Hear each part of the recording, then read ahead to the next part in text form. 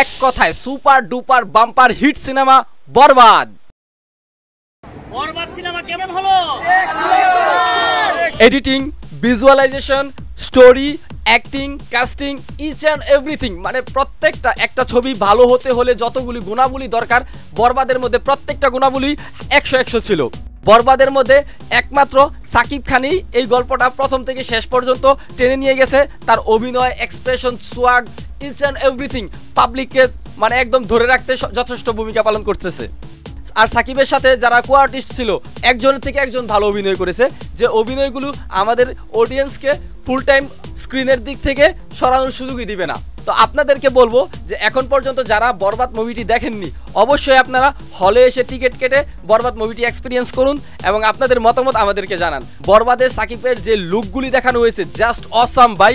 যদি আপনারা হলে এসে সিনেমাটি উপভোগ না করেন তাহলে অ্যাকচুয়ালি আমার ফিলিংসটা আপনারা বুঝতে পারবেন না। তাহলে আপনাদের সবাইকে রিকোয়েস্ট থাকবে আপনারা সবাই হলে এসে বরবাদ ছবিটি এক্সপিরিয়েন্স করবেন এবং আপনারা সবাই আপনাদের মতামত জানাবেন। অ্যাকচুয়ালি ভালোকে ভালোই বলতে হবে, খারাপকে খারাপই বলতে হবে। বরবাদ বাংলা ফিল্ম ইন্ডাস্ট্রির সবচেয়ে বেস্ট সিনেমা। এরকম সিনেমা ইতিপূর্বে বাংলা ফিল্ম ইন্ডাস্ট্রিতে হয়নি। আর সাকিবের ক্যারিয়ারে this is the one of the best movie. আর এই ছবির যে এক্সপ্রেশন, তার সোয়াগ, ড্রেস আপ, টোটালি একটা রাফ অ্যান্ড টাফ ব্যাপার স্যাপার। এতদিন পর্যন্ত সাকিবিয়ানরা হয়তো এরকম একটি ক্যারেক্টারই সাকিবকে চাচ্ছিল, যে বাংলাদেশের মধ্যে যে সাকিবকে এত সুন্দরভাবে উপস্থাপন করতে পারে বাংলাদেশের ডিরেক্টররা, এই ছবির পরিচালক তা আবার প্রমাণ করে দিয়েছে। এখন থেকে সাকিবের কাছ থেকে আমাদের এক্সপেকটেশন, চাহিদা সব কয়েক গুণ বেড়ে গিয়েছে। এখন থেকে সাকিবের কাছ থেকে আমরা আরও ভালো মানের ছবি চাই। বরবাদ কেউ যেন ছাড়িয়ে দেয়। সাকিব আমাদের কাউকে কোনোভাবেই এখন পর্যন্ত নিরাশ করেনি। আর বরবাদ 100% পয়সা উসুল সিনেমা।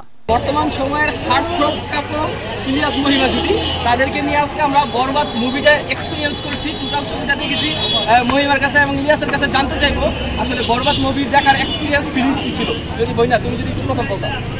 আমার কাছে তো ভীষণ ভালো লাগছে। আমি এতটাও এক্সপেক্ট করি নাই যে এত ভালো হবে। আমাদের মেগা স্টার সাকিব ভাইয়ের ইলিয়াসের কাছে জানতে হবে, সে কিন্তু একজন পরিচালক, সে পরিচালকের চোখে এই মুভিটা দেখছে। তার কাছে জানতে চাইবো আসলে পরিচালক প্লাস হিরো প্লাস অ্যাক্টর সবকিছু কিন্তু ইলিয়াস। তো তার কাছে জানতে চাইবো সে সবকিছু মিলিয়ে তার কাছে কেমন লাগছে। আসলে আমি বলবো এটা বাংলাদেশের মধ্যে আসলে ছোটবেলা থেকে এই পর্যন্ত আমি যত সিনেমা দেখছি আমার কাছে বেস্ট।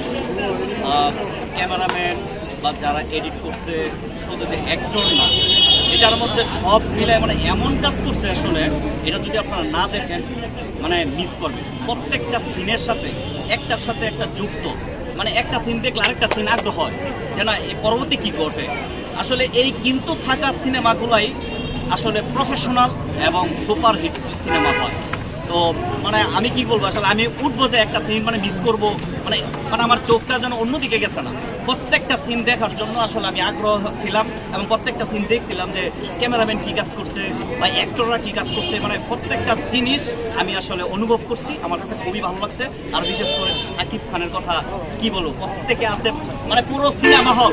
আজকে যেই সিনেমা হলে মমতাই সিনেমা হলে যে আসলাম আমরা, এখানে কিন্তু বেশি লোকজন আসে না। আজকে মানে পুরো ভরপুর, মানে আনাচে কানাচে লোকজন একদম ভরে গেছে। ঠিক আছে, আমার মুখের কথা না, এটা সবাই বলবে সুপার হিট সিনেমা বরবাদ। অবশ্যই সবাই সিনেমা হলে গিয়া আমাদের এই সিনেমাটা দেখবে। আজকে কিন্তু আমরা ফার্স্ট শোতে আমরা এই সিনেমাটা এক্সপিরিয়েন্স করছি, এনজয় করেছি। কথা ছিল যে আমরা ঢাকা গিয়ে সিনেপ্লেক্সে যাবো, তো ভাবলাম যে ঢাকা কখন যাবো, আসলে সিনেমাটা মিস করা যাবে না। তো আমাদের নরসিংদী মাঠে চলে আসলাম, আসলে খুবই ভালো লাগছে।